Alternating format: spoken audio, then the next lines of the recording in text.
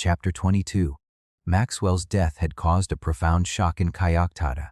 It would cause a shock throughout the whole of Burma, and the case, the Calcutta case, do you remember, would still be talked of years after the wretched youth's name was forgotten.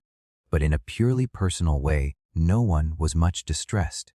Maxwell had been almost a nonentity, just a good fellow, like any other of the 10,000 ex-color good fellows of Burma, and with no close friends. No one among the Europeans genuinely mourned for him. But that is not to say that they were not angry. On the contrary, for the moment they were almost mad with rage. For the unforgivable had happened. A white man had been killed. When that happens, a sort of shudder runs through the English of the East. 800 people, possibly, are murdered every year in Burma. They matter nothing. But the murder of a white man is a monstrosity, a sacrilege. Poor Maxwell would be avenged, that was certain.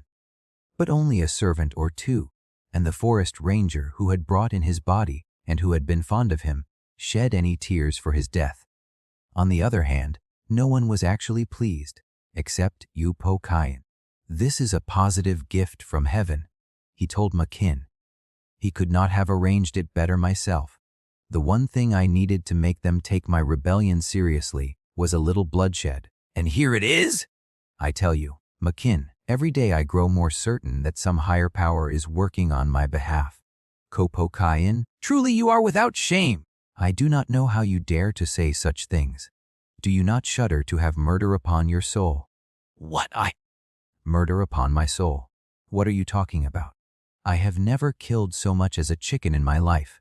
But you are profiting by this poor boy's death. Profiting by it? Of course I am profiting by it. And why not, indeed? Am I to blame if somebody else choose to commit murder? The fisherman catches fish, and he is damned for it. But are we damned for eating the fish? Certainly not. Why not eat the fish, once it is dead? You should study the scriptures more carefully, my dear kin. The funeral took place next morning, before breakfast. All the Europeans were present, except Verrall, who was careering about the Maidan quite as usual, almost opposite the cemetery. Mr. MacGregor read the burial service. The little group of Englishmen stood round the grave, their topis in their hands, sweating into the dark, suits that they had dug out from the bottom of their boxes. The harsh morning light beat, without mercy upon their faces, yellower than ever against the ugly, shabby clothes. Every face except Elizabeth's looked lined and old. Dredder Veraswamy and half a dozen other Orientals were present, but they kept themselves decently in the background. There were 16 gravestones in the little cemetery, assistants of timber firms, officials, soldiers killed in forgotten skirmishes. Sacred to the memory of John Henry Spagnol, late of the Indian Imperial Police, who was cut down by cholera while in the unremitting exercise of its seconder. Florrie remembered Spagnol dimly. He had died very suddenly in camp after his second go of delirium tremens. In a corner there were some graves of Eurasians, with wooden crosses. The creeping jasmine, with tiny orange-hearted flowers, had overgrown everything. Among the jasmine, large rat holes led down into the graves. Mr. MacGregor concluded the burial service in a ripe, reverent voice and led the way out of the cemetery, holding his gray topi, the Eastern equivalent of a top hat, against his stomach. Florrie lingered by the gate, hoping that Elizabeth would speak to him, but she passed him without a glance. Everyone had shunned him this morning. He was in disgrace. The murder had made his disloyalty of last night seem somehow horrible. Ellis had caught Westfield by the arm, and they halted at the grave side, taking out their cigarette cases. Florrie could hear their slangy voices coming across the open grave. My God, Westfield, my God, when I think of that poor little beak lying down there, oh my God, how my blood does boil! I couldn't sleep all night. I was so furious. Pretty bloody, I grant. Never mind. Promise you a couple of chaps shall swing for it. 2 corpses against their 1. Best we can do. It ought to be 50. We've got to raise heaven and hell to get these fellows hanged. Have you got their names yet? Yes, rather. Whole blooming district knows who did it. We always do know who's done it in these cases. Getting the bloody villagers to talk, That's the only trouble? Well, for God's sake get them to talk this time. Never mind the bloody law. Whack it out of them. Torture them, anything. If you want to bribe any witnesses, I'm good for a couple of 100 chips. Westfield sighed. Can't do that sort of thing, I'm afraid. Wish we could. My chaps know how to put the screw on a witness if you gave the word. Tie down on an ant hill. Red peppers. But that won't do nowadays. Got to keep our own bloody silly laws. But never mind. Those fellows'll swing all right. We've got all the evidence we want. Good. And when you've arrested them, if you aren't sure of getting a conviction, shoot them. Jolly well shoot them. Fake up an escape or something. Anything sooner than let those beat-us go free. They won't go free, don't you fear. We'll get somebody.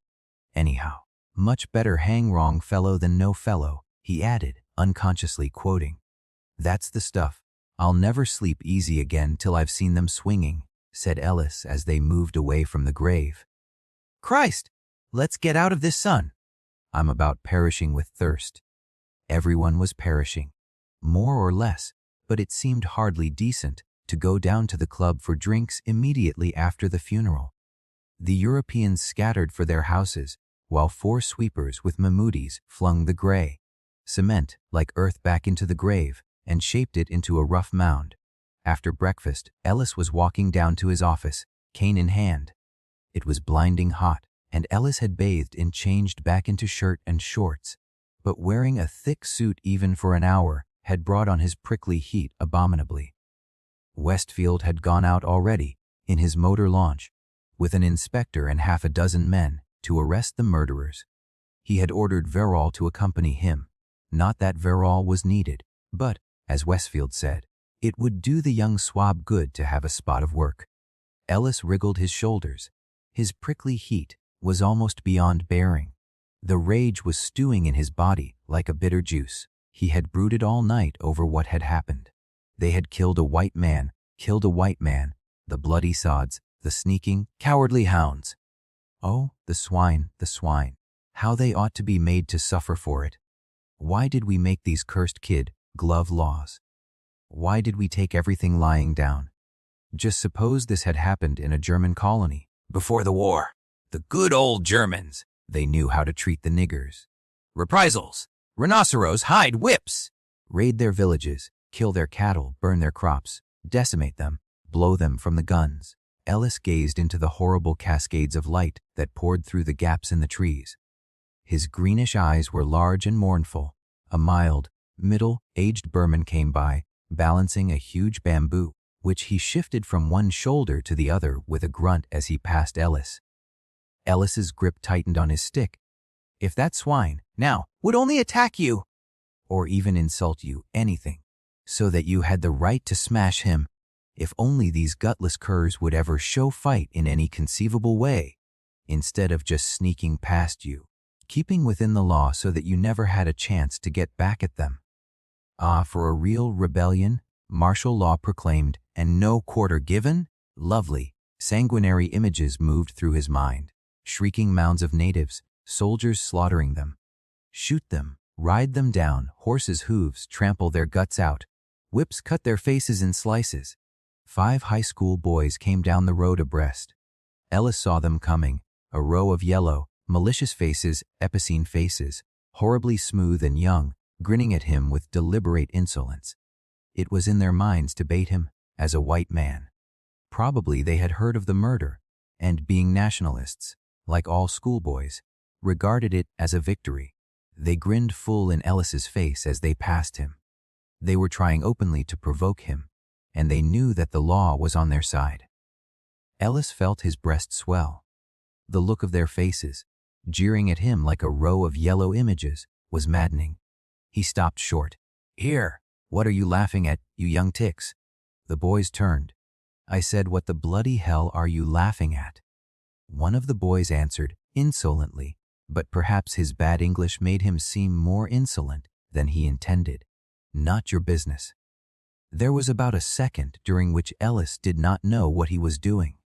In that second he had hit out with all his strength, and the cane landed, crack, right across the boy's eyes. The boy recoiled with a shriek, and in the same instant the other four had thrown themselves upon Ellis. But he was too strong for them. He flung them aside and sprang back, lashing out with his stick so furiously that none of them dared come near. "Keep your distance. You keep off. Or, by God, I'll smash another of you." Though they were 4-1, he was so formidable that they surged back in fright. The boy who was hurt had fallen on his knees with his arms across his face, and was screaming, "I am blinded! I am blinded!" Suddenly the other four turned and darted for a pile of laterite, used for road mending, which was 20 yards away. One of Ellis's clerks had appeared on the veranda of the office and was leaping up and down in agitation.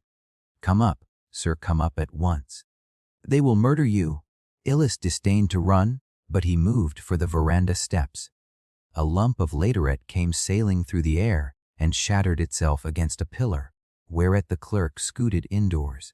But Ellis turned on the veranda to face the boys, who were below, each carrying an armful of laterite.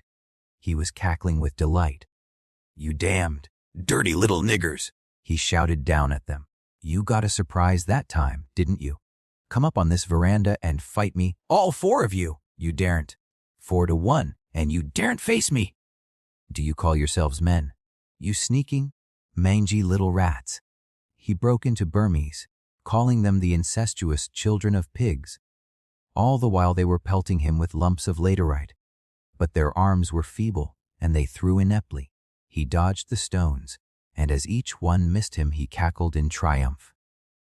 Presently there was a sound of shouts up the road, for the noise had been heard at the police station, and some constables were emerging to see what was the matter. The boys took fright and bolted, leaving Ellis a complete victor. Ellis had heartily enjoyed the affray, but he was furiously angry as soon as it was over. He wrote a violent note to Mr. MacGregor, telling him that he had been wantonly assaulted and demanding vengeance. 2 clerks who had witnessed the scene, and a chaprassi, were sent along to Mr. MacGregor's office to corroborate the story. They lied in perfect unison. The boys had attacked Mr. Ellis without any provocation whatever. He had defended himself, etc. Ellis, to do him justice, probably believed this to be a truthful version of the story. Mr. MacGregor was somewhat disturbed and ordered the police to find the 4 schoolboys and interrogate them. The boys, however, had been expecting something of the kind and were lying very low. The police searched the bazaar all day without finding them. In the evening the wounded boy was taken to a Burmese doctor, who, by applying some poisonous concoction of crushed leaves to his left eye, succeeded in blinding him. The Europeans met at the club as usual that evening, except for Westfield and Verrall, who had not yet returned. Everyone was in a bad mood, coming on top of the murder. The unprovoked attack on Ellis, Wes, for that was the accepted description of it, had scared them as well as angered them. Mrs. Lackerstein was twittering to the tune of "We shall all be murdered in our beds." Mr. MacGregor, to reassure her, told her in cases of riot the European ladies were always locked inside the jail until everything was over, but she did not seem much comforted. Ellis was offensive to Florrie, and Elizabeth cut him almost dead. He had come down to the club in the insane hope of making up their quarrel, and her demeanor made him so miserable that for the greater part of the evening he skulked in the library. It was not till 8 o'clock, when everyone had swallowed a number of drinks, that the atmosphere grew a little more friendly, and Ellis said, "What about sending a couple of chokers up to our houses and getting our dinners sent down here? We might as well have a few rubbers of bridge. Better than mooning about at home." Mrs. Lackerstein, who was in dread of going home, jumped at the suggestion.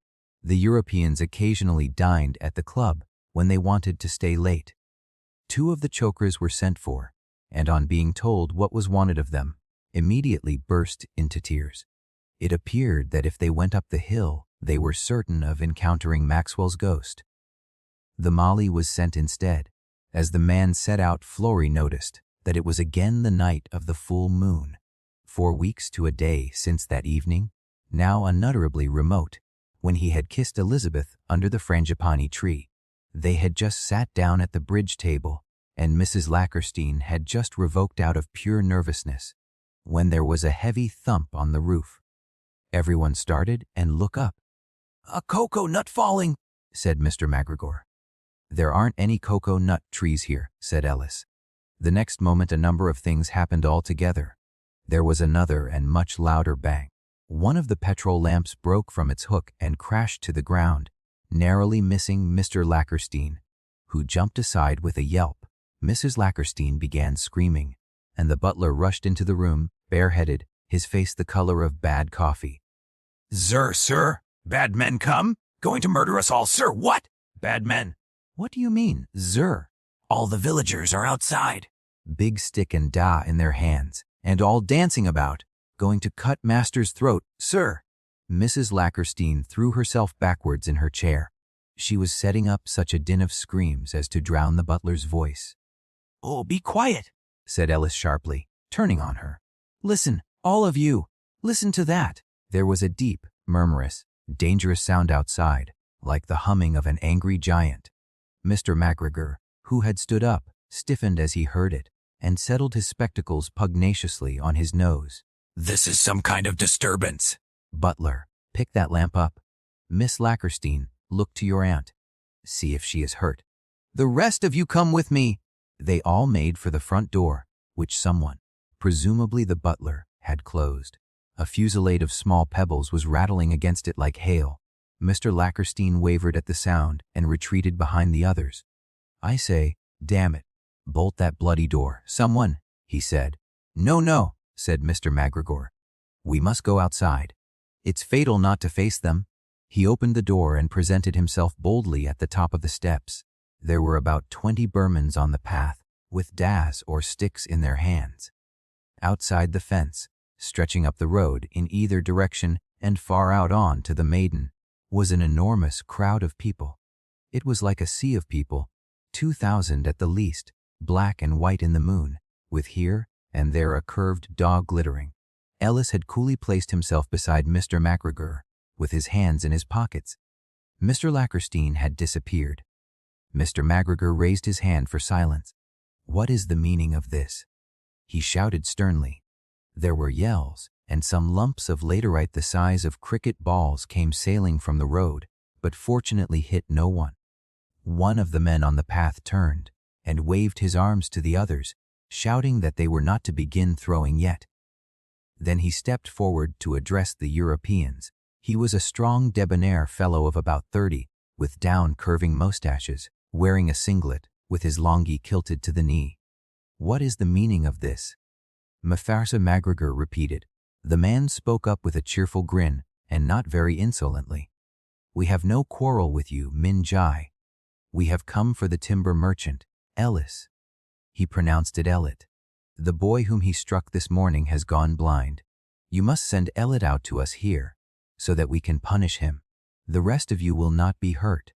Just remember that fellow's face," said Ellis over his shoulder to Flory. "We'll get him 7 years for this afterwards." Mr. McGregor had turned temporarily quite purple. His rage was so great that it almost choked him. For several moments he could not speak, and when he did so it was in English. "Whom do you think you are speaking to? In 20 years I have never heard such insolence. Go away this instant, or I shall call out the military police. You'd better be quick, Min Jai. We know that there is no justice for us in your courts, so we must punish Ellet ourselves. Send him out to us here. Otherwise, all of you will weep for it." Mr. McGregor made a furious motion with his fist, as though hammering in a nail. "Go away, son of a dog," he cried, using his first oath in many years. There was a thunderous roar from the road, and such a shower of stones that everyone was hit, including the Burmans on the path. One stone took Mr. McGregor full in the face, almost knocking him down. The Europeans bolted hastily inside and barred the door. Mr. McGregor's spectacles were smashed and his nose streaming blood. They got back to the lounge to find Mrs. Lackerstein looping about in one of the long chairs like a hysterical snake. Mr. Lackerstein standing irresolutely in the middle of the room, holding an empty bottle, the butler on his knees in the corner, crossing himself. He was a Roman Catholic, the chokras crying, and only Elizabeth calm, though she was very pale. "What's happened?" she exclaimed. "We're in the soup, that's what's happened," said Ellis angrily, feeling at the back of his neck where a stone had hit him. "The Burmans are all round, shying rocks. But keep calm. They haven't the guts to break the doors in." "Call out the police at once," said Mr. McGregor indistinctly, for he was stanching his nose with his handkerchief. "Can't," said Ellis. "I was looking round while you were talking to them. They've cut us off. Rot their damned souls. No one could possibly get to the police lines. Veeraswamy's compound is full of men. Then we must wait. We can trust them to turn out of their own accord. Calm yourself, my dear Mrs. Lackerstein. Please calm yourself. The danger is very small." It did not sound small. There were no gaps in the noise now, and the Burmans seemed to be pouring into the compounds by hundreds. The din swelled suddenly to such a volume that no one could make himself heard except by shouting. All the windows in the lounge had been shut, and some perforated zinc shutters within, which were sometimes used for keeping out insects, pulled to and bolted. There was a series of crashes as the windows were broken, and then a ceaseless thudding of stones from all sides that shook the thin wooden walls and seemed likely to split them. Ellis opened a shutter and flung a bottle viciously among the crowd, but a dozen stones came hurtling in, and he had to close the shutter hurriedly. The Burmans seemed to have no plan beyond flinging stones, yelling and hammering at the walls, but the mere volume of noise was unnerving. The Europeans were half dazed by it at first. None of them thought to blame Ellis, the sole cause of this affair. Their common peril seemed, indeed, to draw them closer together for the while. Mr. McGregor, half blind without his spectacles, stood distractedly in the middle of the room, yielding his right hand to Mrs. Lackerstein, who was caressing it, while a weeping chokra clung to his left leg. Mr. Lackerstein had vanished again. Ellis was stamping furiously up and down, shaking his fist in the direction of the police lines. "Where are the police, the cowardly sods?" he yelled, heedless of the women. "Why don't they turn out? My God, we won't get another chance like this in 100 years. If we'd only 10 rifles here. How we could slosh these beat us! They'll be here presently," Mr. McGregor shouted back. "It will take them some minutes to penetrate that crowd. But why don't they use their rifles? The miserable sons of bitches. They could slaughter them in bloody heaps if they'd only open fire. Oh, God, to think of missing a chance like this." A lump of rock burst one of the zinc shutters. Another followed through the hole it had made, stove in a bonzo picture, bounced off, cut Elizabeth's elbow, and finally landed on the table. There was a roar of triumph from outside, and then a succession of tremendous thumps on the roof. Some children had climbed into the trees and were having the time of their lives sliding down the roof on their bottoms. Mrs. Lackerstein outdid all previous efforts with a shriek that rose easily above the din outside. "Coke that bloody hag, somebody," cried Ellis. "Anyone think a pig was being killed? We've got to do something. Florrie McGregor, come here! Think of a way out of this mess, someone." Elizabeth had suddenly lost her nerve and begun crying. The blow from the stone had hurt her. To Florrie's astonishment, he found her clinging tightly to his arm. Even in that moment it made his heart turn over. He had been watching the scene almost with detachment. Dazed by the noise, indeed, but not much frightened. He always found it difficult to believe Orientals could be really dangerous. Only when he felt Elizabeth's hand on his arm did he grasp the seriousness of the situation. "Oh, Mr. Florrie, please think of something. You can! Anything sooner than let those dreadful men get in here. If only one of us could get to the police lines," groaned Mr. McGregor. "A British officer to lead them. At the worst I must try and go myself." "Don't be a fool. Only get your throat cut," yelled Ellis. "Night'll go if they really look like breaking in. But oh, to be killed by swine like that! How furious it'd make me! And to think we could murder the whole bloody crowd. If only we could get the police here. Couldn't someone get along the river bank?" Florrie shouted despairingly. "Hopeless?" Hundreds of them prowling up and down. were cut off to Burmans on 3 sides and the river on the other. The river, one of those startling ideas that are overlooked simply because they are so obvious, had sprung into Florey's mind. The river, of course. We can get to the police lines as easy as winking. Don't you see? How? Why? Down the river, in the water. Swim, good man, cried Ellis, and smacked Florey on the shoulder. Elizabeth squeezed his arm and actually danced a step or two in glee. I'll go if you like, Ellis shouted, but Florey shook his head. He had already begun slipping his shoes off. There was obviously no time to be lost. The Burmans had behaved like fools hitherto, but there was no saying what might happen if they succeeded in breaking in. The butler, who had got over his first fright, prepared to open the window that gave on the lawn, and glanced obliquely out. There were barely a score of Burmans on the lawn. They had left the back of the club unguarded, supposing that the river cut off retreat. Rush down the lawn like hell, Ellis shouted in Florey's ear. They'll scatter all right when they see you. Order the police to open fire at once, shouted Mr. McGregor from the other side. You have my authority. And tell them to aim low, no firing over their heads. Shoot to kill. In the guts for choice. Florey leapt down from the veranda, hurting his feet on the hard earth, and was at the river bank in 6 paces. As Ellis had said, the Burmans recoiled for a moment when they saw him leaping down. A few stones followed him, but no one pursued. They thought, no doubt, that he was only attempting to escape, and in the clear moonlight they could see that it was not Ellis. In another moment, he had pushed his way through the bushes and was in the water. He sank deep down, and the horrible river ooze received him, sucking him knee deep so that it was several seconds before he could free himself. When he came to the surface, a tepid froth, like the froth on stout, was lapping round his lips, and some spongy thing had floated into his throat and was choking him. It was a sprig of water hyacinth. He managed to spit it out, and found that the swift current had floated him 20 yards already. Burmans were rushing rather aimlessly up and down the bank, yelling. With his eye at the level of the water, Florey could not see the crowd besieging the club, but he could hear their deep, devilish roaring, which sounded even louder than it had sounded on shore. By the time he was opposite the military police lines, the bank seemed almost bare of men. He managed to struggle out of the current and flounder through the mud, which sucked off his left sock. A little way down the bank, 2 old men were sitting beside a fence, sharpening fence posts, as though there had not been a riot within 100 miles of them.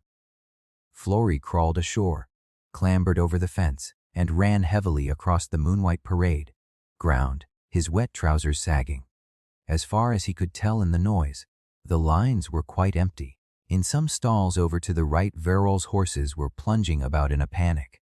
Florey ran out onto the road and saw what had happened.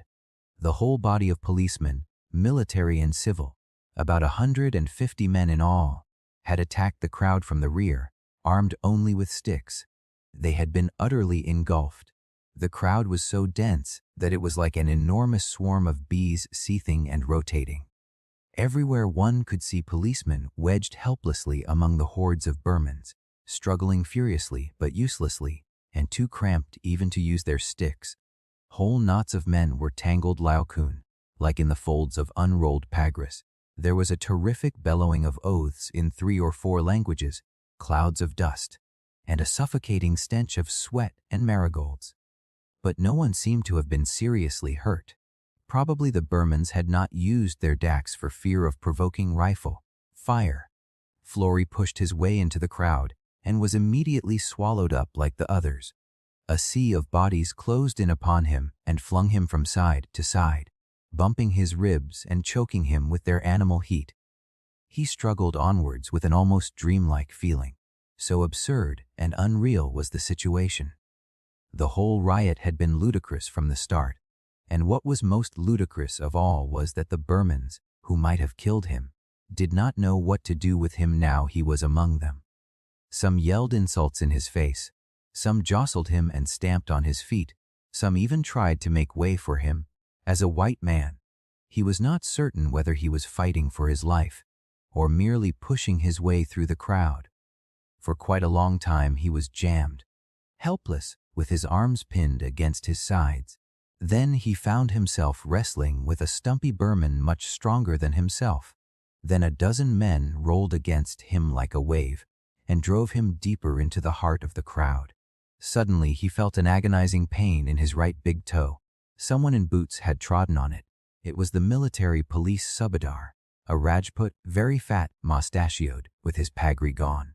He was grasping a Burman by the throat and trying to hammer his face, while the sweat rolled off his bare, bald crown.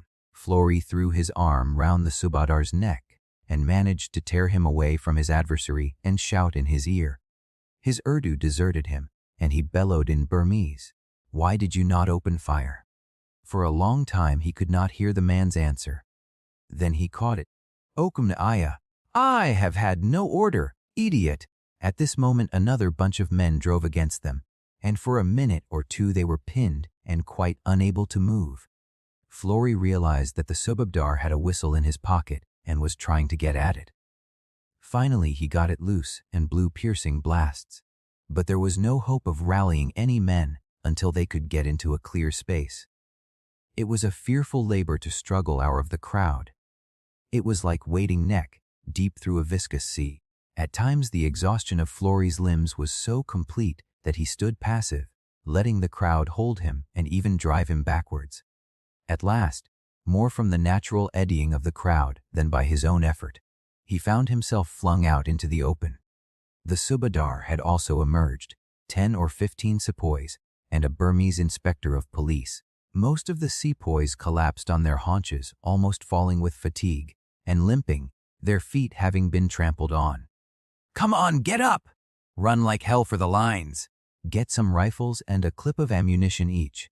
He was too overcome even to speak in Burmese, but the men understood him and lopped heavily towards the police lines. Florey followed them, to get away from the crowd before they turned on him again. When he reached the gate, the sepoys were returning with their rifles and already preparing to fire. "The sahib will give the order," the subadar panted. "Ere you," cried Florey to the inspector. "Can you speak Hindustani?" "Why, sir." "Then tell them to fire high, right over the people's heads, and above all, to fire all together. Make them understand that." Who the fat inspector, whose Hindustani was even worse than Florey's, explained what was wanted, chiefly by leaping up and down and gesticulating. The sepoys raised their rifles. There was a roar and a rolling echo from the hillside. For a moment Florey thought that his order had been disregarded, for almost the entire section of the crowd nearest them had fallen like a swath of hay. However, they had only flung themselves down in panic. The sepoys fired a second volley, but it was not needed. The crowd had immediately begun to surge outwards from the club, like a river changing its course. They came pouring down the road, saw the armed men barring their way, and tried to recoil. Whereupon there was a fresh battle between those in front and those behind. Finally the whole crowd bulged outwards and began to roll slowly up the Maidan. Florey and the sepoys moved slowly towards the club on the heels of the retreating crowd. The policemen who had been engulfed were straggling back by ones and twos. Their pagris were gone, and their puttees trailing yards behind them, but they had no damage worse than bruises. The civil policemen were dragging a very few prisoners among them. When they reached the club compound, the Burmans were still pouring out, an endless line of young men, leaping gracefully through a gap in the hedge like a procession of gazelles. It seemed to Florey that it was getting very dark. A small white-clad figure extricated itself from the last of the crowd and tumbled limply into Florey's arms. It was Sridhar Veeraswamy, with his tie torn off but his spectacles miraculously unbroken. "Doctor? Ach, my friend. Ach, how I am exhausted! What are you doing here?" "Were you right in the middle of that crowd?" "It was trying to restrain them, my friend. It was hopeless until you came. But there is at least one man who bears the mark of this, I think." He held out a small fist for Florey to see the damaged knuckles, but it was certainly quite dark now. At the same moment Florey heard a nasal voice behind him. Well, Mr. Flory, so it's all over already?